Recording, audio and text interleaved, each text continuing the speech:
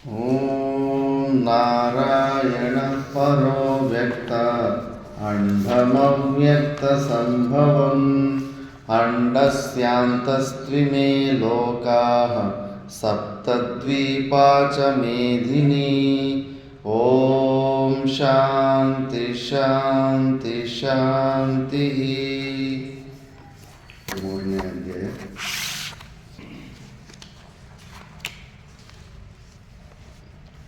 పారాయణం చేసేటప్పుడు ఇట్లా చిన్న బుక్ పెట్టుకోవాలి. పేజీలు ఎక్కువ తిప్పనీకి రాదు. నీ పక్కలోనే ఉంది కదా బుక్, అందులో పారాయణం చేయి. 3వ అధ్యాయం తీసుకో చిన్న బుక్లు. ఓం శ్రీ పరమాత్మనే నమః. అథ తృతీయోऽధ్యాయः. అర్జున ఉవాచ चेत् कर्मणस्ते मता बुद्धिर्जनार्दन तत्किं कर्मणि घोरे मां नियोजयसि केशव. व्यामिश्रेणेव वाक्येन बुद्धिं मोहयसीव मे. तदेकं वद निश्चित्य येन श्रेयोऽहमाप्नुयाम्. श्रीभगवानुवाच लोकेऽस्मिन् द्विविधा निष्ठा पुरा प्रोक्ता मया नघ. ज्ञानयोगेन सांख्यानां कर्मयोगेन योगिनां. न कर्मणामनारम्भात् नैष्कर्म्यं पुरुषोऽश्नुते. न च सन्न्यसनादेव सिद्धिं समधिगच्छति. न हि कश्चित् क्षणमपि जातु तिष्ठत्यकर्मकृत्. कार्यते यवशः कर्म सर्वः प्रकृतिजैर्गुणैः.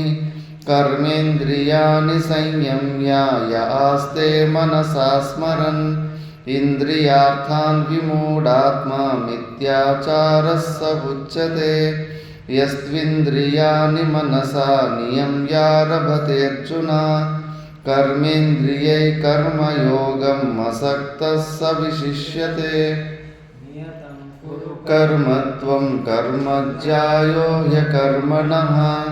शरीरयात्रापि च ते न प्रसिद्ध्येद कर्मणः. यज्ञार्थात् कर्मणोऽन्यत्र लोकोऽयं कर्मबन्धनः. तदर्थं कर्म कौन्तेय मुक्तसङ्गः समाचर. सह यज्ञा प्रजा सृष्ट्वा पुरोवाच प्रजापतिः. अनेन प्रसविष्यत्वं येषवोत्विष्टकामधुक्. देवान् भावयतानेन ते देवा भावयन्तु वः. परस्परं भावयन्तः श्रेयः परमवाप्स्यत. गान् हि वो देवा दास्यन्ते यज्ञभाविताः. तैर्दत्तानप्रदायेभ्यो यो भुङ्क्तेस्तेन एव सः. यज्ञशिष्टाशिनः सन्तो मुच्यन्ते सर्वकिल्बिषैः. भुञ्जते ते त्वगं पाप ये पचन्त्यात्मकारणात्. अन्नाद् भवन्ति भूतानि पर्जन्यादन्नसम्भवः. यज्ञाद् भवति पर्जन्यो यज्ञकर्मसमुद्भवः. कर्म ब्रह्मोद्भवं विद्धि ब्रह्माक्षरसमुद्भवम्. तस्मात् सर्वगतं ब्रह्म नित्यं यज्ञे प्रतिष्ठितम्. एवं प्रवर्तितं चक्रं नानुवर्तयतीह यः. अघायुरिन्द्रिया रामो मोघं पार्थ स जीवति. यस्त्वात्ममतिरेव स्यादात्मतृप्तश्च मानवः. आत्मन्येव च सन्तुष्टः तस्य कार्यं न विद्यते. नैव तस्य कृतेनार्थो नाकृतेनेह कश्चन. न चास्य सर्वभूतेषु कश्चिदर्थव्यपाश्रयः. तस्मादसक्तः सततं कार्यं कर्म समाचर. असक्तो ह्याचरन् कर्म परमाप्नोति पूरुषः. कर्मणैव हि संसिद्धिं मास्तिता जनकादयः. लोकसङ्ग्रहमेवापि सम्पश्यन् कर्तुमर्हसि। यद्यदाचरति श्रेष्ठः तत्तदेवेतरो जनः। स यत्प्रमाणं कुरुते लोकस्तदनुवर्तते। अस्ति कर्तव्यं त्रिषु लोकेषु किञ्चन। नानवाप्तमवाप्तव्यं वर्त एव च कर्मणि। यदि न वर्तेयं जातु कर्मण्यतन्द्रितः। मम वर्त्मानुवर्तन्ते मनुष्या पार्थ सर्वशः। उत्सीदेयुरिमे लोका न कुर्यां कर्म चेदहम्। शङ्करस्य च कर्ता स्यामुपहन्यामि माः प्रजाः। सक्ताः कर्मण्यविद्वांसो यथा कुर्वन्ति भारत। कुर्याद्विद्वांस्तथा सक्तः चिकीर्षुर्लोकसङ्ग्रहम्। न बुद्धिभेदं जनयेत् अज्ञानां कर्मसङ्गिनां। जोषयेत् सर्वकर्माणि विद्वान् युक्तः समाचरन्। प्रकृते क्रियमाणानि गुणैः कर्माणि सर्वशः। अहङ्कारविमूढात्मा कर्ताहमिति मन्यते। तत्त्ववित्तु महाबाहो गुणकर्मविभागयोः। गुणा गुणेषु वर्तन्त इति मत्वा न सज्जते। प्रकृतेर्गुणसम्मूढाः सज्जन्ते गुणकर्मसु। अविदो मन्दान् कृत्स्नविन्न विचालयेत्। मयि सर्वाणि कर्माणि सन्न्यस्याध्यात्मचेतसा। निराशीर्निर्ममो भूत्वा युध्यस्व विगतज्वरः। एमे मतमिदं नित्यम् अनुतिष्ठन्ति मानवाः। श्रद्धावन्तो न सूयन्तो मुच्यन्ते तेऽपि कर्मभिः। ये त्वेदभ्यसूयन्तो नानुतिष्ठन्ति मे मतम्। सर्वज्ञानविमूढांस्तान् विद्धि नष्टान् चेतसः। स्वस्याः प्रकृतेर्ज्ञानवानपि। प्रकृतिं यान्ति भूतानि निग्रह किं करिष्यति। इन्द्रियस्येन्द्रियस्यार्थे रागद्वेषौ व्यवस्थितौ। तयोर्न वशमागच्छेत् तौ ह्यस्य परिपन्थिनौ। श्रेयान् स्वधर्मो विगुणः परधर्मात् स्वनुष्ठितात्। स्वधर्मे निधनं श्रेयः परधर्मो भयावहः। अथ केन प्रयुक्तोऽयं पापं चरति पूरुषः। अनिच्छनपि वार्ष्णेय बलादिव नियोजितः। श्रीभगवानुवाच काम एष क्रोध एष रजोगुणसमुद्भवः। महाशनो महापाप्मा विद्येनमिह वैरिणम्। धूमेनाव्रियते वह्निः यथादर्शो मलेन च। यथोल्बेनावृतो गर्भः तथा तेनेदमावृतम्। आवृतं ज्ञानमेतेन ज्ञानिनो नित्यवैरिणा। कामरूपेण कौन्तेय दुष्पूरेणानलेन च। बुद्धिः अस्याधिष्ठानमुच्यते। एतैर्विमोहयत्येष ज्ञानमावृत्य देहिनम्। तस्मात् त्वमिन्द्रियाण्यादौ नियम्य भरतर्षभ। पाप्मानं प्रजहीहेनं ज्ञानविज्ञाननाशनम्। इन्द्रियाणि पराण्याहुरिन्द्रियेभ्यः परं मनः। मनसस्तु परा बुद्धिर्यो बुद्धे परतस्तु सः। एवं बुद्धे परं बुद्ध्वा संस्तभ्यात्मानमात्मना। जहि शत्रुं महाबाहो कामरूपं दुरासदम्। ॐ तत्सदिति श्रीमद्भगवद्गीतासु उपनिषत्सु ब्रह्मविद्यायां योगशास्त्रे श्रीकृष्णार्जुनसंवादे कर्मयोगो नाम ತೃತೀಯೋಧ್ಯಾಯಃ. ನಾವು 3ನೇ ಅಧ್ಯಾಯ ಕರ್ಮಯೋಗದ ಬಗ್ಗೆ ನಾವು ವಿಚಾರ ಮಾಡ್ತಿದ್ವಿ. ಈ ವಿಚಾರದಲ್ಲಿ ಭಾಷ್ಯಕಾರ ಭಗವಾನರು ಬೋಧಾಯನ ವೃತ್ತಿಕಾರರ ಮತವನ್ನು ದೃಷ್ಟಿಯಲ್ಲಿಟ್ಟುಕೊಂಡು ವಿಚಾರವನ್ನು ಪ್ರಾರಂಭ ಮಾಡಿದ್ರು. ಅವರು ಜ್ಞಾನ ಕರ್ಮ ಸಮುಚ್ಚಯವಾದಿಗಳು. ಜ್ಞಾನ ಮತ್ತು ಕರ್ಮಗಳನ್ನು ಎರಡೂ ಒಟ್ಟಿಗೆ ಸಾಯೋ ತನಕ ಮಾಡ್ತಾನೆ ಇರಬೇಕು ಅನ್ನೋದು ಅವರ ಅಭಿಪ್ರಾಯ. ಆ ಅಭಿಪ್ರಾಯ ಇರೋರಿಗೆ ಭಗವದ್ಗೀತೆಯ 3ನೇ ಅಧ್ಯಾಯದಲ್ಲಿ ಅರ್ಜುನನು ಕೇಳಿದ ಪ್ರಶ್ನೆಯಲ್ಲೇ ಅದು ಭಂಗ ಆಗ್ಬಿಡುತ್ತೆ. ಯಾಕಂದರೆ ಅರ್ಜುನ 2 ಮಾರ್ಗದ ಬಗ್ಗೆ ಮಾತಾಡ್ತಾ ಇದ್ದಾನೆ, ಜ್ಞಾನ ಮಾರ್ಗ, ಕರ್ಮ ಮಾರ್ಗ. ಜಾಯಸಿ ಚೇತ್ ಕರ್ಮ ನಸ್ತೆ, ಕೃಷ್ಣ ಪರಮಾತ್ಮ ಜ್ಞಾನ ಮಾರ್ಗವೇ ಶ್ರೇಷ್ಠ, ಆದರೆ ನನ್ನನ್ನು ಈ ಘೋರವಾದ ಕರ್ಮ ಮಾರ್ಗದಲ್ಲಿ ಯಾಕೆ ಬಳಸ್ತಾ ಇದೆಯಾ ಅಂತ ಪ್ರಶ್ನೆ ಕೇಳ್ತಾನೆ. ಆ ಪ್ರಶ್ನೆಗೆ ಉತ್ತರ ರೂಪದಲ್ಲಿ ಶ್ರೀಕೃಷ್ಣ ಪರಮಾತ್ಮ, ಅಯ್ಯೋ ಅರ್ಜುನ, ನಾನು ಹೇಳಿರೋ ಉತ್ತರನ ನೀನು ಸರಿಯಾಗಿ ಅರ್ಥ ಮಾಡಿಕೊಂಡಿಲ್ಲಪ್ಪ. ನಾನು 2 ಮಾರ್ಗದ ಬಗ್ಗೆ ಹೇಳಿಲ್ಲ, 1 ಮಾರ್ಗದ ಬಗ್ಗೆನೇ ಹೇಳಿದ್ದೀನಿ ಅಂತ ಕೃಷ್ಣನೂ ಹೇಳಿಲ್ಲ. ಅರ್ಜುನ ಕೇಳಿದ ಪ್ರಶ್ನೆಯನ್ನು ಕೃಷ್ಣ ಸ್ವೀಕಾರ ಮಾಡಿದ್ದಾನೆ. ಅಂದರೆ ಕೃಷ್ಣ ಪರಮಾತ್ಮನು ಕೂಡ 2 ಮಾರ್ಗಗಳ ಬಗ್ಗೆನೇ ಹೇಳಿದ್ದಾನೆ, ಒಂದೇ ಮಾರ್ಗ ಅಂತ ಹೇಳಿಲ್ಲ.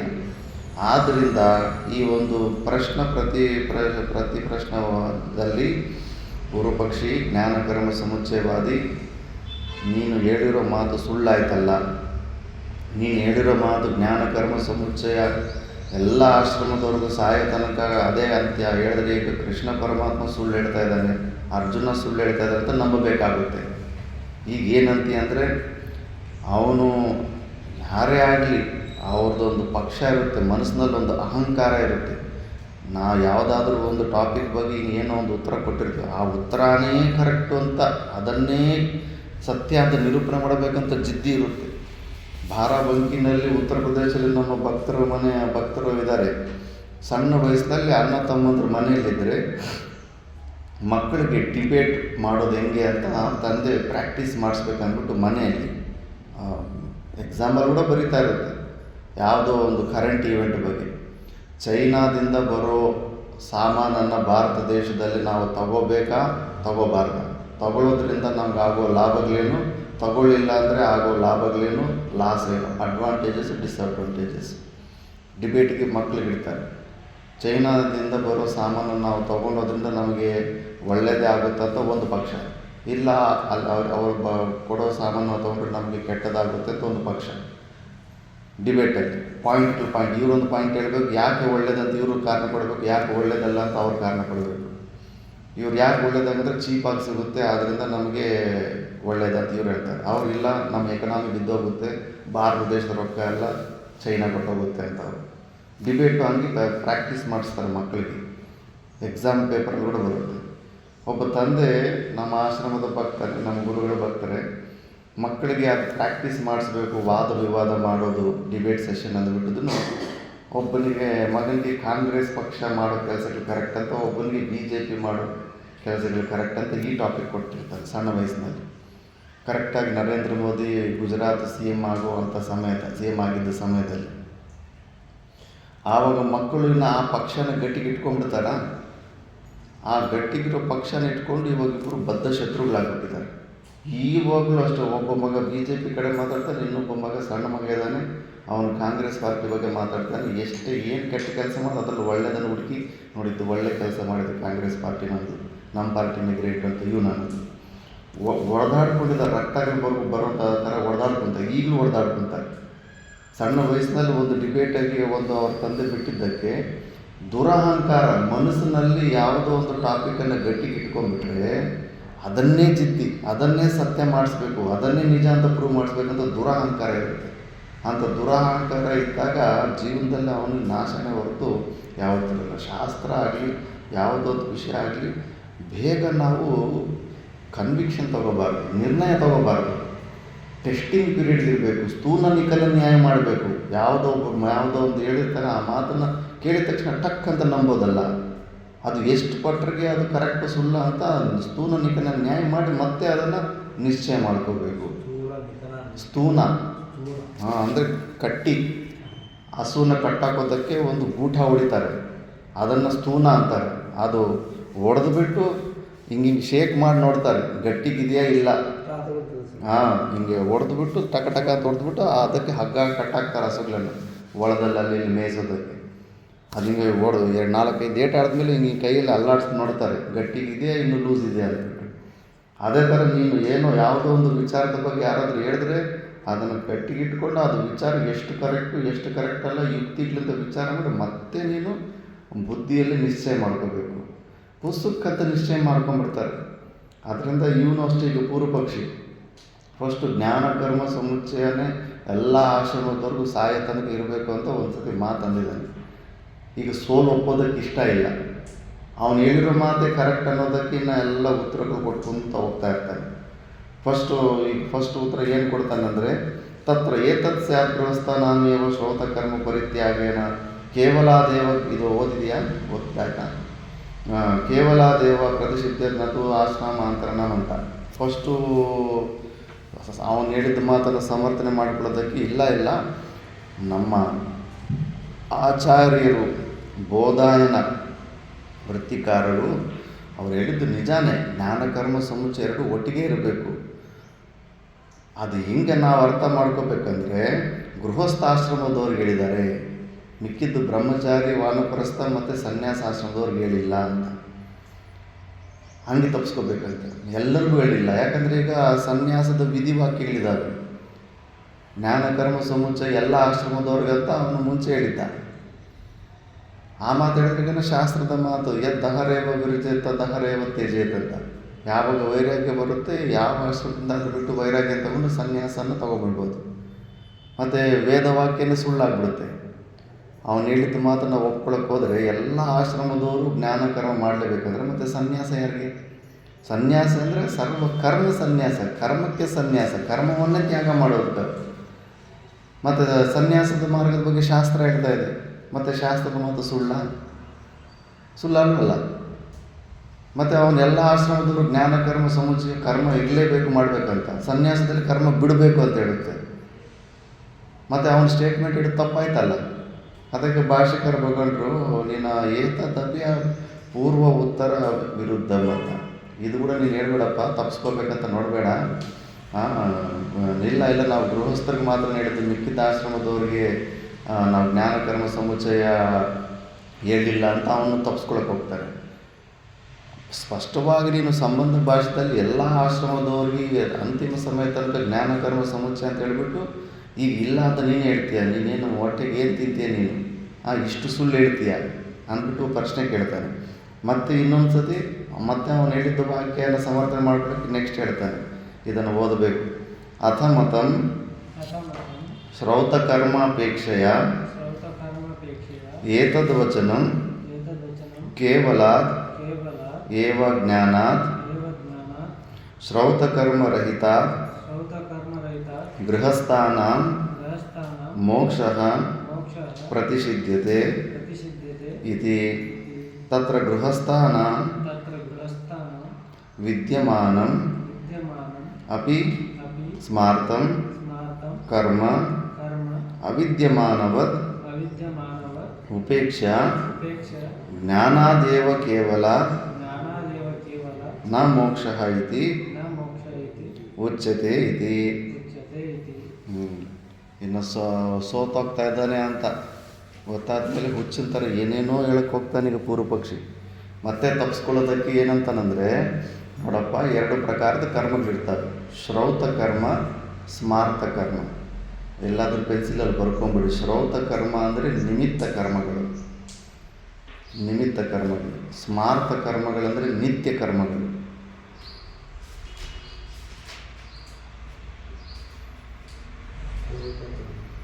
ಶ್ರೌತ ಕರ್ಮಗಳಂದರೆ ನಿಮಿತ್ತ ಕರ್ಮಗಳು.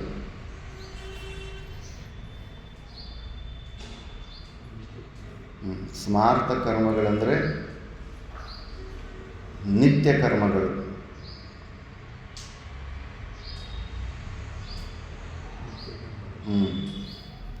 ನಿಮಿತ್ತ ಕರ್ಮಗಳು ಏನೇನಿದಾವೆ? ಮಂಗಳ ಚೈತನ್ಯ ಇನ್ನೂ ಬುದ್ಧಿಯಲ್ಲಿ ಫಿಕ್ಸ್ ಆಗಿಲ್ಲ. ನಿತ್ಯ ನೈಮಿತ್ಯ. ನಿತ್ಯ ಕರ್ಮ.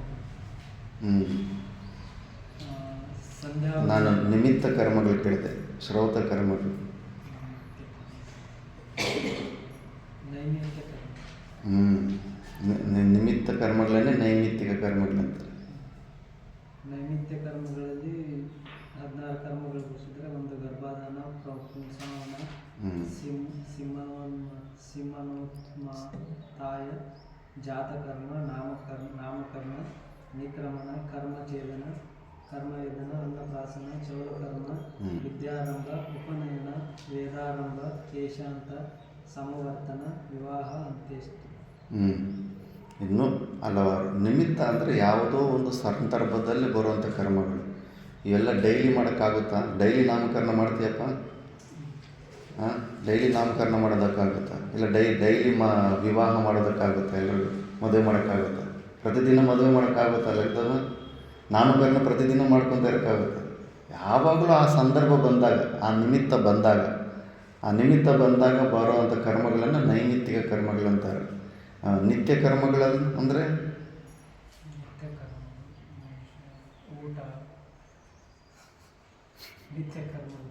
ಕರ್ಮ ಅನ್ನೋ ಶಬ್ದದಲ್ಲಿ ನೀವು ತಿನ್ನೋದು, ಬಾತ್ರೂಮ್ ಹೋಗೋದು ಕರ್ಮದಲ್ಲಿ ತಗೋಬಿಡ್ರಿ. ಅವೆಲ್ಲ ಚೇಷ್ಟೆಗಳು.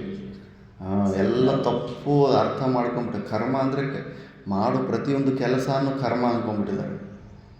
ಮಾಡೋ ಪ್ರತಿಯೊಂದು ಕೆಲಸ ಕರ್ಮ ಅಲ್ಲ, ಶಾಸ್ತ್ರವಿಹಿತವಾದಂಥ ಕರ್ಮಗಳು. ಅದು ಮೈಂಡಿಂದ ತೆಗೆದು ಬಿಡಬೇಕು. ಅದು ಚೇಷ್ಟ ಅನ್ನೋ ಕರ್ಮ ಅಂದ್ಕೊಂಡ್ಬಿಡ್ತಾರೆ.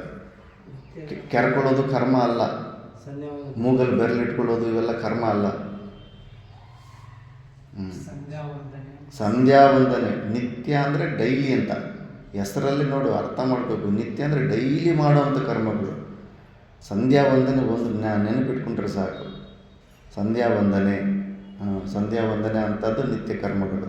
ಇನ್ನು ಏನೇನಿದಾವೆ ನಿತ್ಯ ಕರ್ಮಗಳಲ್ಲಿ? ಅಗ್ನಿಹೋತ್ರ, ದೇವತರ್ಪಣ, ಋಷಿತರ್ಪಣ, ಪಿತೃತರ್ಪಣ, ಇವೆಲ್ಲ ಡೈಲಿ ಮಾಡಬೇಕಾದ ಕೆಲಸಗಳು. ಇವು ನಿತ್ಯ ಕರ್ಮಗಳು. ಈಗ ಶ್ರೌತ ಕರ್ಮಗಳಂದರೆ ಏನು?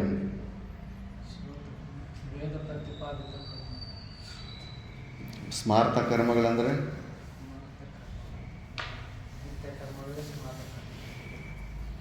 ನಿತ್ಯ ಕರ್ಮಗಳನ್ನು ಸ್ಮಾರ್ಥ ಕರ್ಮಗಳಂತ. ಶ್ರೌತ ಅಂದರೆ ವೇದ ಪ್ರತಿಪಾದಿತ ಅಂದರೆ ಮುಖ್ಯವಾಗಿ ನಿಮಿತ್ತ ಕರ್ಮಗಳು. ನಿಮಿತ್ತ ಕರ್ಮಗಳು ನಿತ್ಯ ಕರ್ಮಗಳು. ನಿಮಿತ್ತ ಕರ್ಮಗಳನ್ನೇ ಶ್ರೌತ ಕರ್ಮಗಳಂತಾರೆ.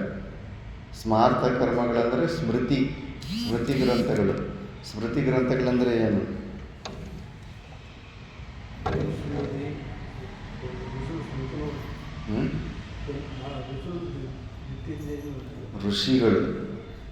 ಋಷಿಗಳ ಸ್ಮರಣೆ ಮಾಡಿದ್ದು.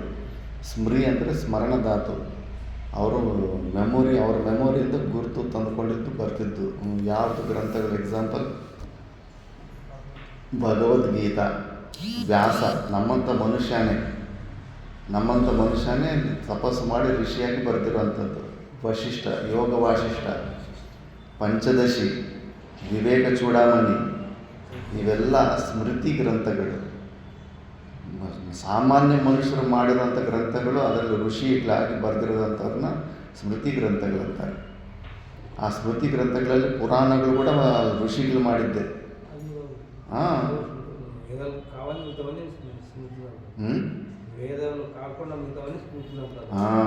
ವೇದಗಳು ಡೈರೆಕ್ಟು ಭಗವಂತನ ಶ್ವಾಸ ಇದ್ದಂಗೆ, ಅದಕ್ಕೆ ಯಾರು ಕರ್ತ ಇಲ್ಲ.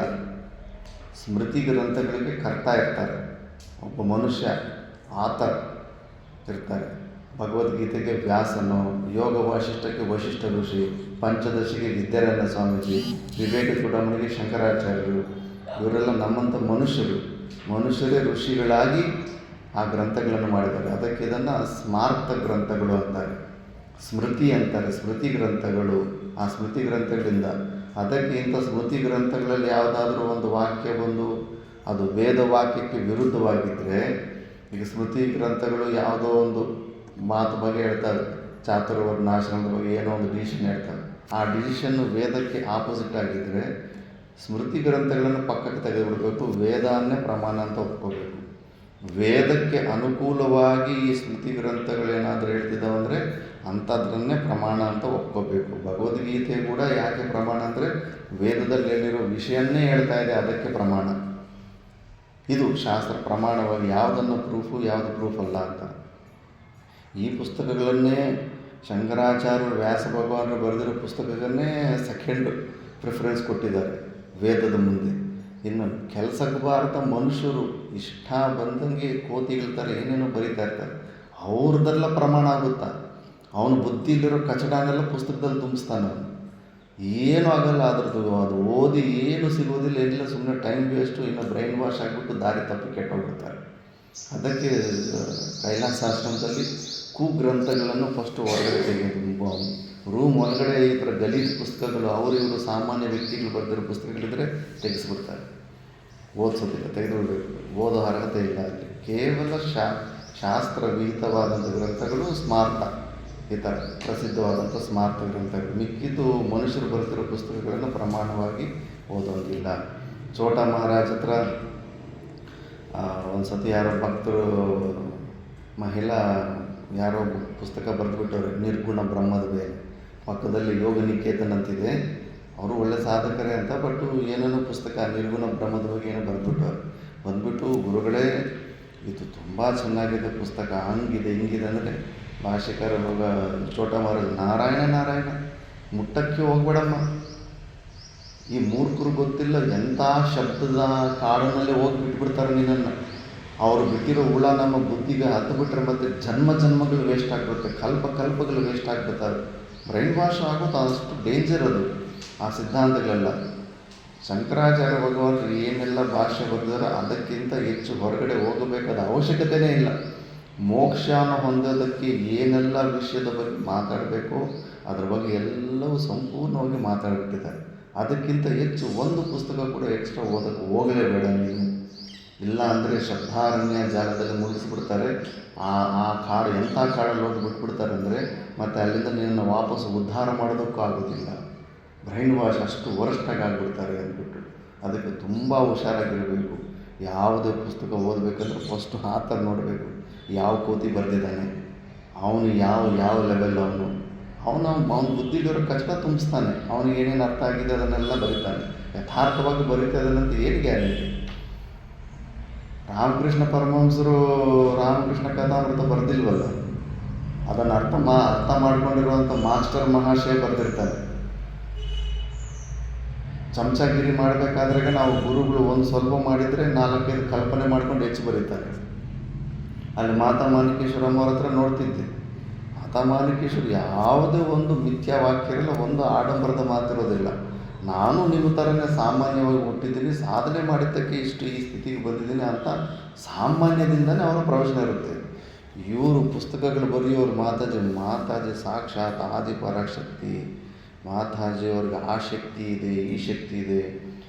ಪೋತಲೂರು ಬ್ರಹ್ಮಂಗಾರ ಕಾಲಜ್ಞಾನದಲ್ಲಿ ಸಾಕ್ಷಾತ್ ವೀರಬ್ರಹ್ಮೇಂದ್ರ ಸ್ವಾಮೀಜಿನೇ ಈ ಥರ ಅವತಾರ ತೊಗೊಂಡು ಬಂದಿದ್ದಾನಂತ. ಒಬ್ಬರು ದತ್ತಾತ್ರೇಯ ಅವತಾರ ಅಂತಾರೆ, ಇಲ್ಲೊಬ್ಬರು ವಿಷ್ಣುವಿನ ಅವತಾರ ಅಂತಾರೆ, ಒಬ್ಬರು ಬ್ರಹ್ಮನ ಅವತಾರ ಅಂತಾರೆ.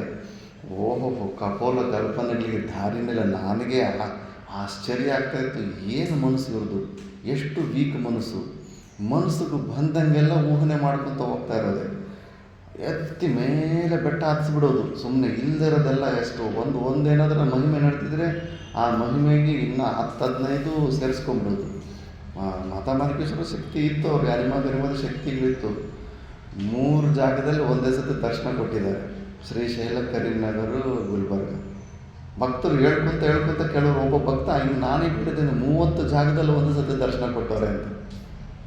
ಮಸಾಲೆ ಮಿಕ್ಸ್ ಮಾಡ್ತಾರೆ ಚರಿತ್ರೆಗಳಲ್ಲಿ, ಅದು ಹುಷಾರಾಗಿರ್ಬೇಕು ನಾವು. ಯಾರೇ ಆಗಲಿ, ಈಗ ಅವ್ರ ಗುರುಗಳನ್ನು ಅವನು ಸ್ತುತಿ ಮಾಡಿಕೊಂಡ್ರೆ ಅವನಿಗೆ ಬೆಳೆ ಬರುತ್ತೆ. ನಾನು ರಾಮದೇವ್ ಬಾಬಾ ಆಶ್ರಮಕ್ಕೆ ಹೋದೆ. ಮಾತಾ ಮಾಣಿಕೇಶ್ವರ ಆಶ್ರಮದಲ್ಲಿ 4 ವರ್ಷ ಇದ್ದರೆ ಫಸ್ಟು ಉತ್ತರ ಭಾರತ ಬಂದು ರಾಮದೇವ್ ಬಾಬಾ ಆಶ್ರಮಕ್ಕೆ ಹೋದೆ. ಅಲ್ಲಿ ಹೋದ ತಕ್ಷಣ ಇನ್ನು ಯಾವ ಜಾಗದಲ್ಲಿ ಇರ್ತೀವೋ ಅಲ್ಲಿ ಬ್ರೈನ್ ವಾಶ್ ಆಗಿಬಿಟ್ಟಿರ್ತೀವಿ. ರಾಮಕೃಷ್ಣ ಮಠದಲ್ಲಿದ್ದಾಗ ಯಾವಾಗಲೂ ರಾಮಕೃಷ್ಣ ಪರಮಹಂಸರು, ಶಾರದಾದೇವಿ, ವಿವೇಕಾನಂದ ಇವ್ರು 3 ಜನರನ್ನೇ ಹೈಲೈಟಾಗಿ ಮಾತಾಡೋದು. ಇವ್ರಿಗಿಂತ ಗ್ರೇಟ್ ಇನ್ಯಾರು ಇಲ್ಲವೇ ಇಲ್ಲ ಅಂತ ಮಾತಾಡೋದು. ನಾನು. ಇನ್ನು ಮಾತಾ ಮಾಣಿಕೇಶ್ವರ ಬಂದಮೇಲೆ ಮಾತಾ ಮಾಣಿಕೇಶ್ವರಿಗೆ ಬಿಟ್ಟರೆ ಇನ್ನು ಪ್ರಪಂಚದಲ್ಲಿ ಯಾವ ಗುರುಗಳೇ ಇದನ್ನೆಲ್ಲ ಕಾಂಜಿ ಪಿಂಜಿ ಅಂತ ಅವ್ರ ಮಹಿಮೆಗಳು ಎಲ್ಲ ಹೇಳ್ಕೊತ ಇದ್ದರೆ ಕೇಳೋರಿಗೆ ಆಶ್ಚರ್ಯ ಅನಿಸುತ್ತಲ್ಲಪ್ಪ, ಇಂಥ ಗುರುಗಳ ಹತ್ರ ನೀನು ಇದ್ದ, ನೀನೆಂಥ ಅದೃಷ್ಟವಂತ ನೀನು, ಹಂಗೆ ನನಗೂ ಮರ್ಯಾದೆ ಕೊಡ್ತಾರಲ್ಲ.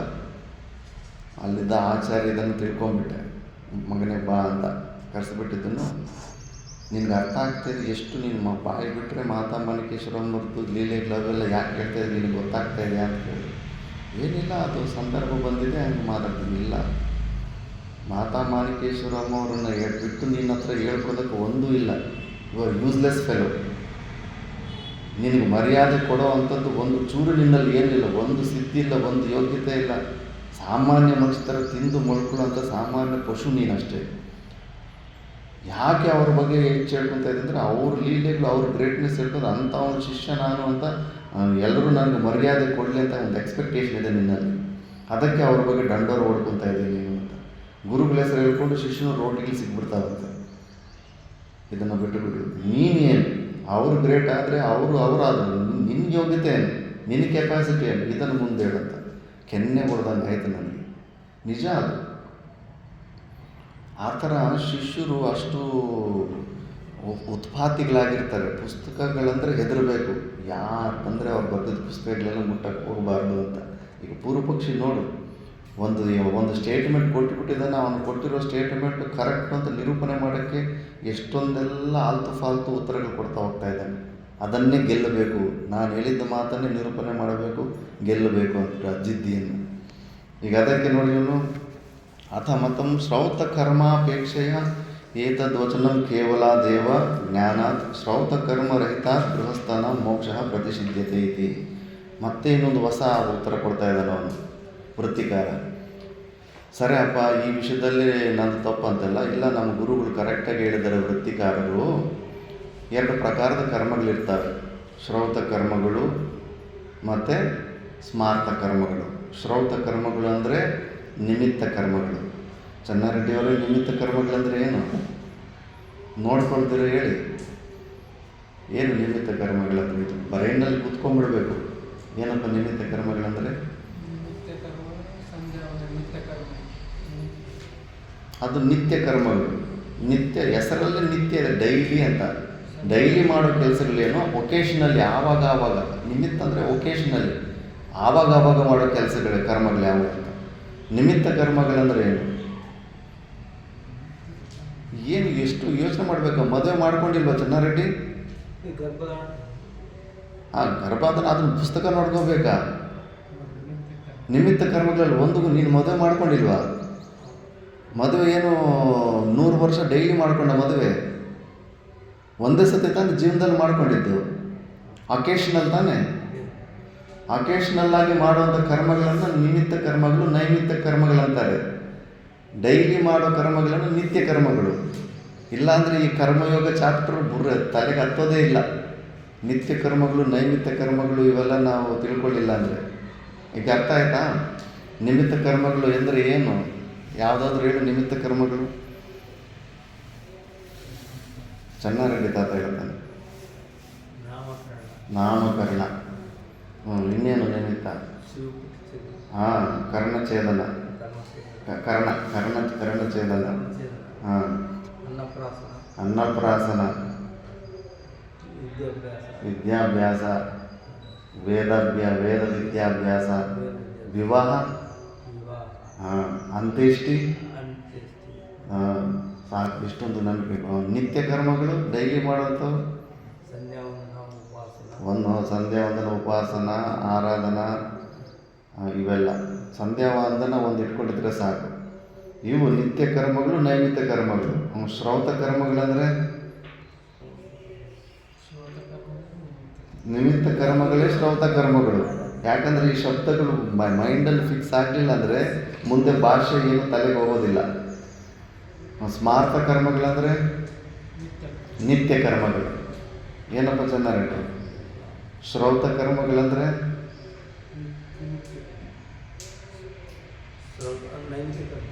ನೈಮಿತ್ತಿಕ ಕರ್ಮಗಳು. ಸ್ಮಾರ್ತ ಕರ್ಮಗಳಂದರೆ ನಿತ್ಯ ಕರ್ಮಗಳು.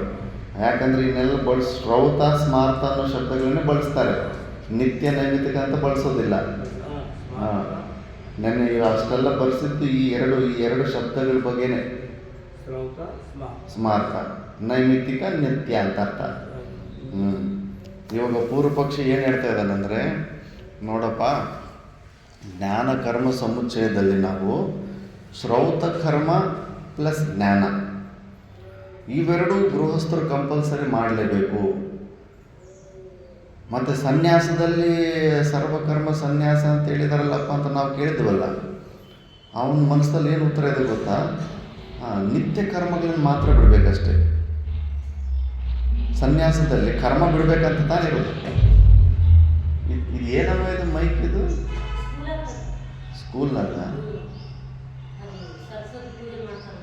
ಓಹೋ, ಇವತ್ತು ಸರಸ್ವತಿ ಪೂಜೆ ಇರಬೇಕು ಅನ್ಸುತ್ತೆ. ಕರೆಕ್ಟ್.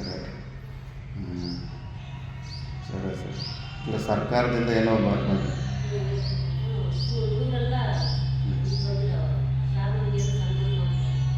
ಸಾರ್ನವ್ರಿಗೆಲ್ಲ. ಸರಿ.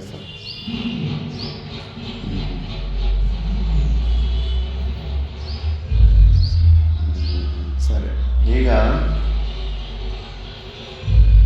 ಶ್ರೌತ ಕರ್ಮಗಳನ್ನು ಮಾತ್ರ, ಶ್ರೌತ ಕರ್ಮ ಪ್ಲಸ್ ಜ್ಞಾನ ಇವೆರಡೂ ಒಟ್ಟಿಗೆ ಇರಬೇಕು.